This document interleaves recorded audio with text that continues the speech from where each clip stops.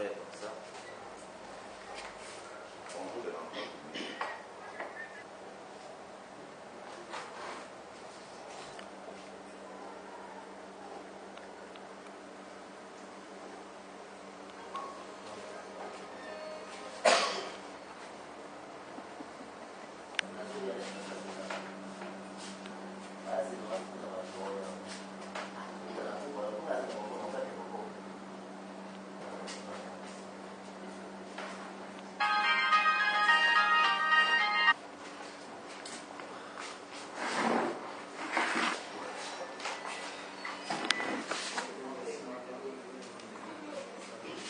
De la démocratie chrétienne.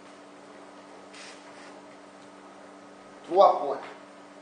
Situation générale du pays, processus électoral 2013-2016, puis la libération des prisonniers politiques de la RDC. Premier point, situation générale du pays.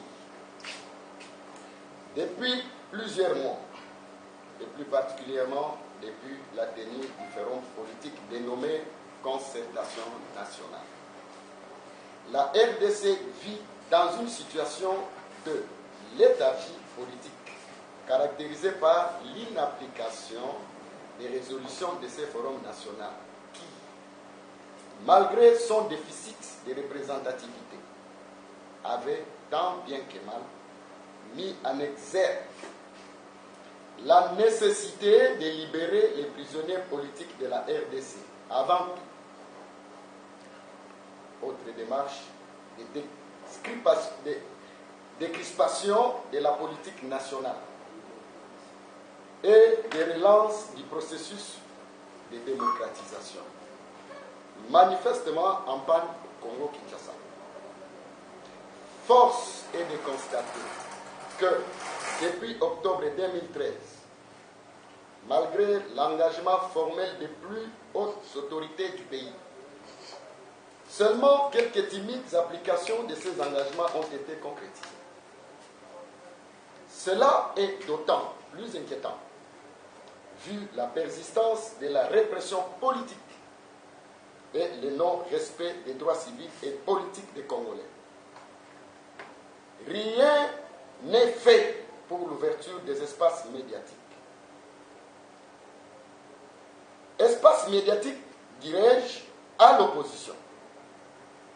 Le droit de manifester pacifiquement n'est pas encore reconnu dans les faits. Car toute manifestation publique promue par les partis d'opposition est systématiquement réprimée. Les leaders de l'opposition non armée demeurent en prison à cause de leurs opinions politiques. Le cas le plus grave est celui du député Eugène Diomi Ndongala, président national de la démocratie chrétienne, qui fait l'objet d'un harcèlement politico-judiciaire violent et de longue date que d'aucuns n'ignorent. Sur le plan économique, la prétendue croissance économique mise en exergue par l'exécutif en place afin de souligner sa performance économique entre guillemets est en réalité caractérisée par une stagnation interne particulièrement néfaste pour les Congolais qui ne bénéficient pas de ces prétendues performances macroéconomiques. Le vrai visage de l'économie congolaise est celui d'un pays où la corruption est endémique et où l'exploitation des ressources naturelles n'est ressentie ni sur le plan de l'accroissement des recettes budgétaires de l'État, ni en termes de création d'emplois, et encore moins en termes de PIB, produit intérieur brut, pro capita de la population congolaise. Sur le plan sécuritaire, malgré la défaite du mouvement M23 grâce à la mobilisation internationale et la mise en place d'une force d'intervention internationale. Le rétablissement de l'autorité de l'État sur l'ensemble du territoire national n'est pas du tout un acquis. Surtout à cause du retard dans les réformes essentielles, toujours annoncées, mais jamais mises effectivement en place, concernant l'armée, la sécurité et l'administration publique. À ces propos, la démocratie chrétienne déplore particulièrement l'existence, à ce jour, en RDC, des services d'État civil numériques et effectivement opérationnels, capables de répondre à la nécessité d'identification nationale des Congolais. À ce jour, les citoyens congolais ne disposent pas de pièces d'identité. Et cela, entre parenthèses, vous allez vous rappeler depuis 1997. Mais de simples cartes d'électeurs dont la fiabilité n'est pas prouvée et dont la validité est temporaire. Également, il devrait être possible de modifier la loi électorale pour permettre aux Congolais résidant à l'étranger de voter dans les représentations diplomatiques de la RDC. Point numéro 2. Le processus électoral 2013-2016. La démocratie chrétienne s'est déjà prononcée publiquement sur les faiblesses étonnantes du calendrier électoral présenté par le président de la Commission électorale nationale indépendante. CENI en sigle, M. Apollinaire Malumalu, dont le principal défaut est celui de se concerter essentiellement avec la majorité en place de la RDC et de ne pas tenir en considération les propositions de l'opposition politique. Cela donnant du crédit à ceux qui contestent son impartialité et indépendance.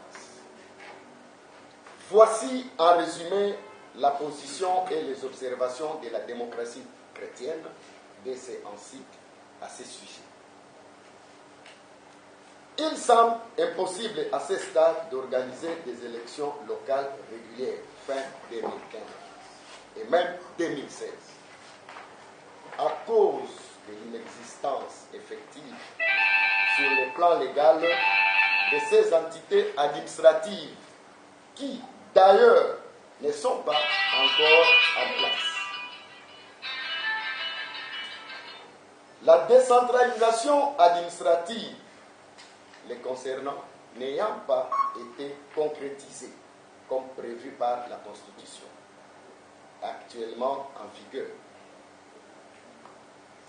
De plus, l'on se demande quelle serait-elle la crédibilité d'élections locales qui ne serait pas précédée par un recensement de la population ou au moins la constitution d'un nouveau fichier électoral. D'une manière générale, la feuille de route de la CENI déposée le 30 janvier 2014 à l'Assemblée nationale démontre que 1. Le processus électoral 2013-2016 accuse un grand retard évalué par les structures techniques de la société civile.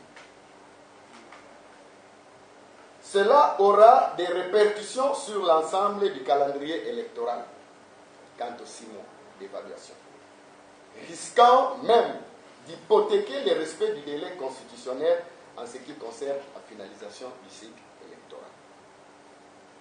2.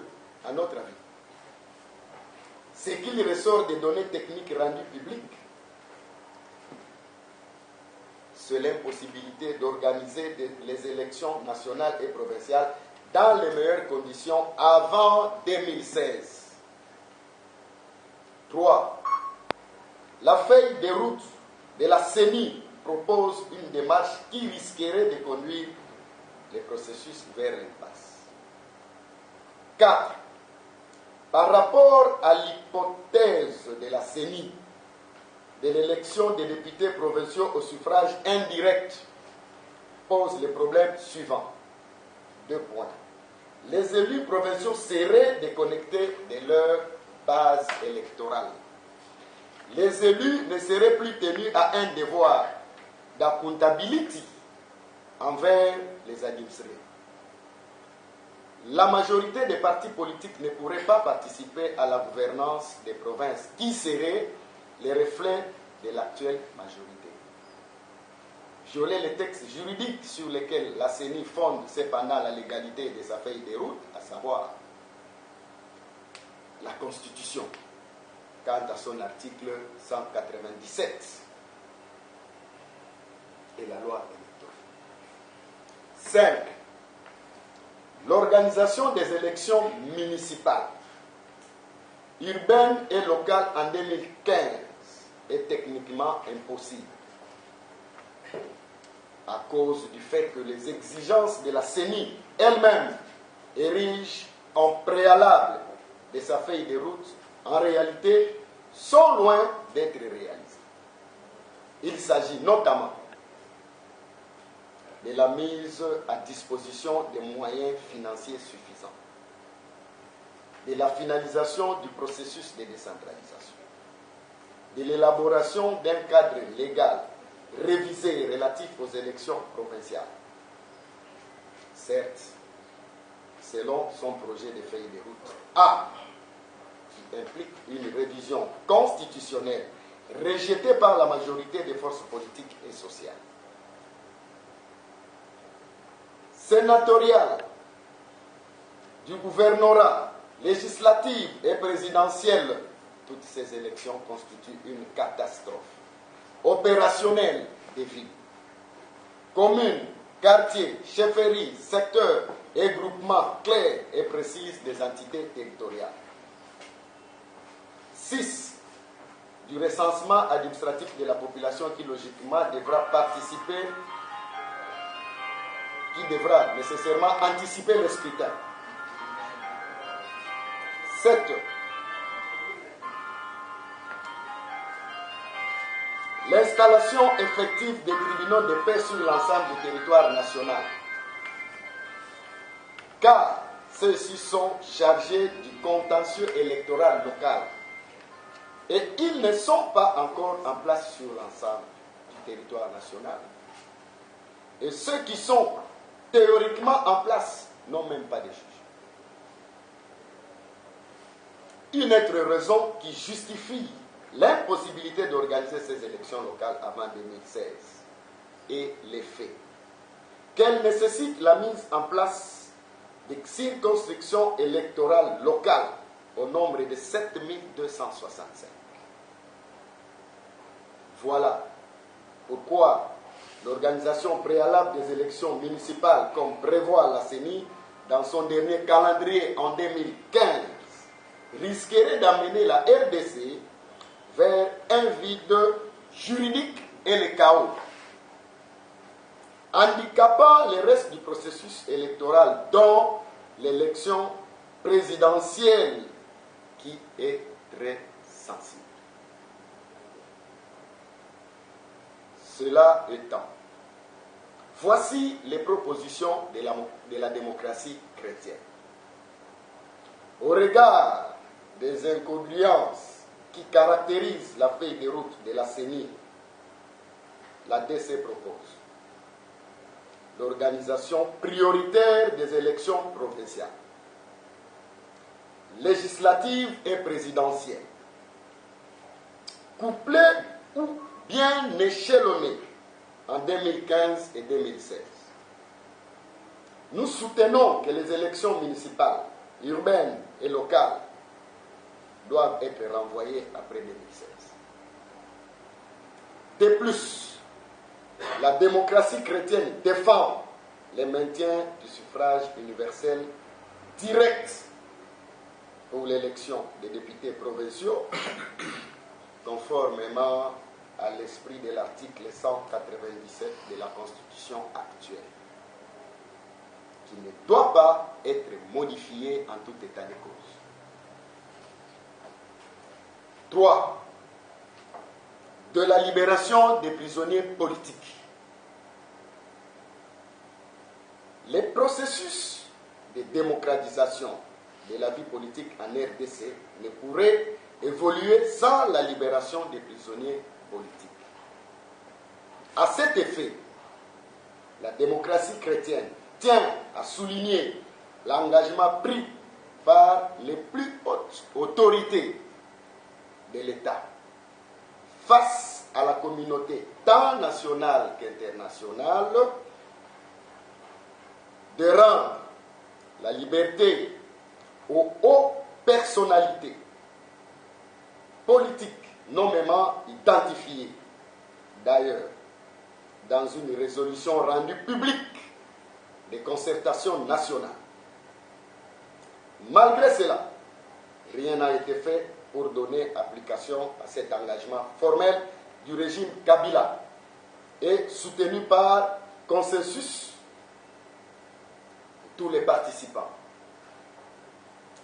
Particulièrement scandaleux est l'harcèlement politique violent dont est victime la démocratie chrétienne en général et son président national en particulier. Il s'agit de l'honorable Eugène Diomi Ndongala, dont nous réclamons la libération immédiate et inconditionnelle. En effet, il serait illusoire de faire croire à une véritable relance des processus de démocratisation en RDC, comme demandé d'ailleurs par l'accord global d'Addis Abeba, sans la libération des prisonniers politiques encore incarcérés au Congo démocratique jusqu'à nos jours. À cet effet, la démocratie chrétienne demande aux envoyés spéciaux pour la région des Grands Lacs de déployer tous, parce qu'étant à Kinshasa pour le moment, les moyens diplomatiques dont ils disposent afin d'obtenir des responsables de la République démocratique du Congo la libération des prisonniers politiques, particulièrement ceux nommément identifiés par les résolutions des concertations nationales. Vérité et justice pour la République démocratique du Congo. Fait à Kinshasa le 3 juin 2014 pour le bureau politique, son secrétaire général. Merci beaucoup.